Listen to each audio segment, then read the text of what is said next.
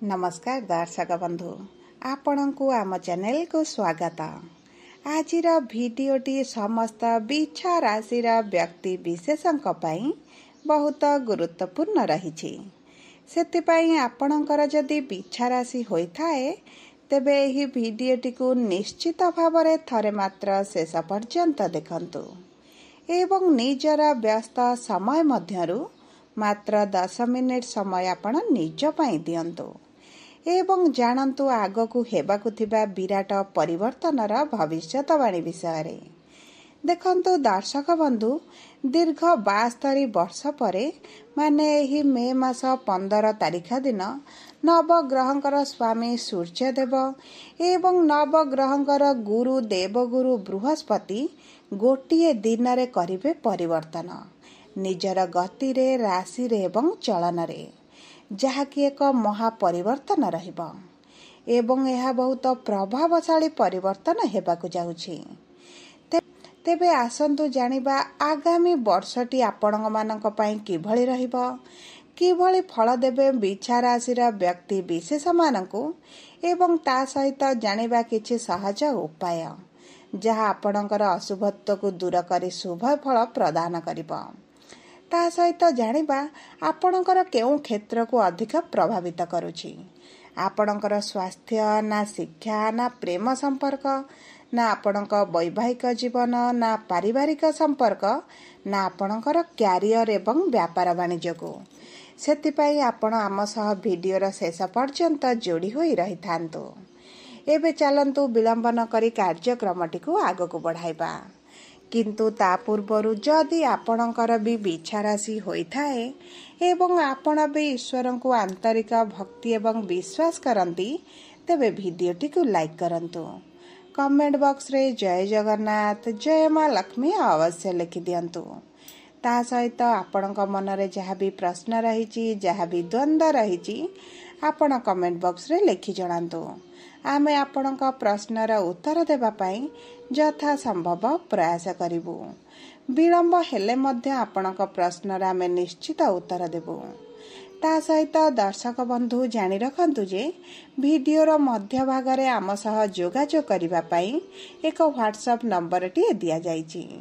सेही नंबर माध्यम रे आपण आम सह जोगाजोग करी निजर नूतन कुंडली प्रस्तुत करि पारंती। निजर स्वास्थ्य को शिक्षा रे एवं आपणक प्रेम संपर्क विवाह रे क्यारियर रे जदि किछि समस्या रहिछि आम सह जोगाजोग करी यार उपाय मध्य जानि परिबे। ता सहित जदि आपण विवाह करिबा पई कुंडली मेलक करिबाकू चाहुचंती आम सह एही नंबर माध्यम रे जोगाजोग करी आपण सहजरे करि परिबे। तेबे चलंतु कार्यक्रमटी को आगको बढ़ाइबा किंतु ता पूर्वरु जानिबा आपणक बिछा राशि रे नवग्रहंकर स्थिति किभଳି रहिछि। देखंतु आपणकर पंचम गृह रे राहु शुक्र शनि एवं बुध षष्ठ गृह रे सूर्य सप्तम गृह रे देवगुरु बृहस्पति नवम गृह रे मंगल एवं एकादश गृह रे केतु विराजमान करिछंती जहा फल रे सेही गृह गुड़िकरे सेमानंकर प्रभाव अधिक रहिबो। देखंतु एही मे मास 15 तारिख दिन गुरु आपणकर सप्तम गृह रु बाहरी अष्टम गृह रे रहिबे एवं सूर्य आपणकर षष्ठ गृह रु आसी सप्तम गृह रे रहिबे जहा फल रे सेही गृह गुड़िक मध्य प्रभावित हेबो। ता सहित आगकू जानिबा गुरुंकर दृष्टि विषय रे गुरुंकर दृष्टि आपणकर केउ गृह रे रहउची एवं सेही गृह गुड़िकरे किभଳି फलाफल प्रदान करिवे। तेबे आसंतु देखिबा गुरुंकर गोचर। देखंतु कुंडलीर षष्ठ अष्टम एवं द्वादश गृह को शुभ गृह बोली मना जाएनी किंतु अष्टम गृह को देवगुरु बृहस्पतिंकर गोचर हेउची। देखंतु अष्टम गृह अशुभ हेले मध्य सेही गृह को जेतेबेले शुभ ग्रह प्रवेश करंती सेठारे अशुभ बदल रे शुभ फल प्रदान करंती किंतु तांकर शुभ फल किछि मात्रा रे कम होई जाए। जदि आमे देखिबा अष्टम गृह हेउची आपणक पैतृक संपत्तिर गृह आपणक रिसर्च र गृह गुप्त ज्ञान र गृह गुप्त धन र गृह। जेतेबेले गुरु आपणकर अष्टम गृह रे प्रवेश करिवे आपणकर जदि पैतृक संपत्ति की नहीं किछि कोर्ट कचेरी रे मामला चलीची किंबा किछि विवादीय परिस्थिति रे रहिची तेबे आपणको आपणको सही मामलारू एही गोटिए वर्ष मध्यरे गुरु मुकाली नेबे। आपणको आपणको पैतृक संपत्ति प्राप्त कराइबे। ता सहित देखंतु आपणको एही समय मध्यरे किछि गुप्त धन मध्य मिली पारे। अचानक धन प्राप्ति होई पारे किंबा कौनसी सरकारी सहायता मध्य आपणको मिलिबार बहुत अधिक संभावना अछि। सबुठारु बड़ कथा हला जो माने रिसर्च फील्ड रे काम करूचंती सेमानक पई बहुत भलो सुजोग आसीची। निज क्यारियर से माने बहुत आगो को गति करिवे एवं सबुठारु बड़ कथा हला आपण माने मध्य सबु जिनिस को बहुत डीप लेवल ले जानिबा पई चिंता करि पारंती। सबु जिनिस को भलरे बुझी विचारी काम करिबा आरंभ करिवे।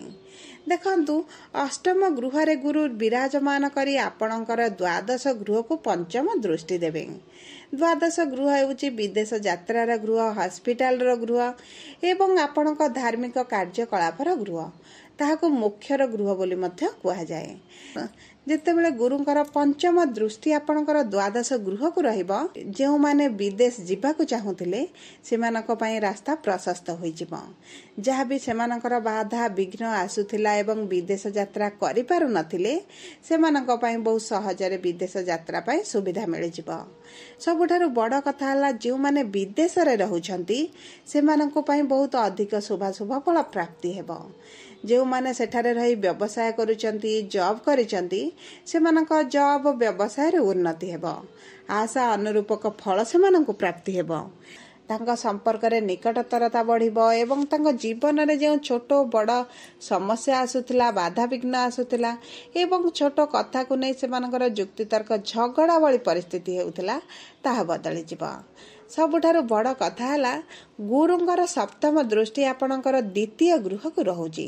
द्वितीय गृह हेउची धनर गृह, आपणक बाणीर गृह, कुटुंब मानकर गृह। तेणु करी गुरुंकर शुभ दृष्टि जेतेबेले धनर गृह रे रहिबो आपणक आर्थिक स्थिति रे बड़ परिवर्तन आसीबो। आपणकर अर्थ को नै जे समस्या चलीची, जे खराब परिस्थिति देई गति करूछंती सेतेरे सुधार आसीबो। आपण बैंक रे जमा होइथिबा पुंजी रे वृद्धि करिवे। धनर नूतन स्रोत आपणको मिलि जिवो। जदि आपणकर केउठी अटकी रहिछि धन मिलिबार एवं मिलि पारु नाही ताहा मध्ये आपणको मिलिबार बहुत अधिक संभावना अछि। आपणकर भौतिक सुख संपत्ति रे मध्ये वृद्धि घटिबो। देखंतु आपण निजर अर्थर सदुपयोग करिबा आरंभ करिवे। किछि नूतन व्यवसाय करिबा पई चिंता करि पारंती, स्टार्टअप करिबा पई चिंता करि पारंती, जहा फल रे आपणकर अर्थटी द्विगुणित होई जिवो। जदि आमे देखिबा गुरुंकर नवम दृष्टि को तेबे नवम दृष्टि आपणकर चतुर्थ गृह को रहुची। चतुर्थ गृह होची भोग विलास ऐश्वर्यर गृह, आपणक मांकर मध्य गृह। देखंतु जदि आपणक मांकर स्वास्थ्य रे बहुत समस्या देखा जाउथिला किंबा दीर्घ दिन हला सेमाने कोनोसी स्वास्थ्य समस्या रे पीड़ित थिले तेबे सेमानक स्वास्थ्य रे बड़ परिवर्तन आसीबो। धीरे धीरे सेमाने उपशम पाइबा आरंभ करिवे। आपणकर भोग विलास रे वृद्धि घटिबो। आपण निजर किछि जागा किनि पारंती, आपण घर किनि पारंती किंबा नूतन भोग विलास सामग्री किनि पारंती। आपणकर गाड़ी किनिबार मध्य बहुत अधिक संभावना अछि। सबुठारु बड़ कथा हला आपण निज घर को किछि रिनोवेट करि पारंती किंबा घर परिवर्तन मध्य करि पारंती। आपणक मांकर आपणको नै जदि चिंता थिला किंबा से अधिक चिंतित रहउतिले, दुश्चिंता रे रहउतिले ताहा मध्य आपणकर दूर होई जिवो। देखंतु गुरुंकर नवम दृष्टि होछि बहुत अधिक शुभ दृष्टि, जहा फल रे आपणकर भोग विलास ऐश्वर्य सहित आपणक भाग्य रे मध्य परिवर्तन हेबो। आपणक भाग्य साथ देबा आरंभ करिबो। जदि आमे देखिबा सूर्यंकर गोचर को तेबे सूर्य आपणकर रोग ऋण शत्रुर गृह रे रहिथिले, जहा फल रे आपणक शत्रु मानकु दमन करुथिले। आपण जदि किछि लोन आनिबा पई चाहुथिले ताहा मध्ये आपणकर हेबार बहुत अधिक संभावना अछि। सप्तम गृह को सूर्य एही 15 तारिख दिन गोचर करिवे। केंद्र रे विराजमान करी आपणक विवाह हेबार संभावनाटी बढ़ाई देबे। जदि आपण अविवाहित अछंती, विवाहर योजना रे अछंती तेबे आपणक विवाह हेबार बहुत अधिक संभावना अछि। एवं वैवाहिक दंपतिक मध्य आपण देखिबे किछि उपहार आदान प्रदान मध्य होई पारे। उभयक मध्य बुझामणाटी बढ़ जीव, सम्मान बढ़िबो एवं देखंतु आपणक साथीक सहित आपण एकत्र समय मध्य अतिबाहित करिवे। कौनसी एक स्थान को बुलिबाक मध्य जाई पारंती। देखंतु गुरु एवं सूर्यंकर एकत्र गोचर आपण को बहुत अधिक शुभ फल प्रदान करिबो। किंतु द्वादश गृह को गुरुंकर दृष्टि थिबा हेतु आपणकर खर्चटी बढ़ी पारे। आपण धार्मिक यात्रा करि पारंती। आपण को हॉस्पिटल को दौड़िबा को पड़ी पारे। आपण आत्मीय स्वजनक पई हेउ किंबा आपण परिवार वर्गंक पई हेउ, सेति पई एही दिग प्रति आपण टिके दृष्टि देबे। सबुत परे मध्य आपण को शुभ शुभ फल प्राप्ति पई प्रभु देवगुरु बृहस्पतिंकर बीज मंत्र जप करंतु। प्रभु मंगलंकर बीज मंत्र जप करंतु। हनुमान चालीसा पाठ करंतु। विष्णु सहस्र नाम मध्य पाठ करंतु। प्रातः समय सूर्य को जल अर्पण करंतु। आपण ऊर्जावान अनुभव करिवे। सबु परे जदि आपणकर बिच्छा राशि होइथाए, वीडियोटी किभଳି लागिला कमेंट बॉक्स रे लिखि जणांतु। जदि आपणक प्रियजनकर बिच्छा राशि होइथाए, तेबे वीडियोटी तांका सह शेयर करंतु। जदि प्रथम थर आम चैनल को आसिचंती, चैनल को सब्सक्राइब करंतु। जदि आम सह जोगाजोग करिबा पई चाहुचंती, वीडियो रे दिया जाइथिबा व्हाट्सएप नंबर माध्यम रे आम सह जोगाजोग करंतु। धन्यवाद।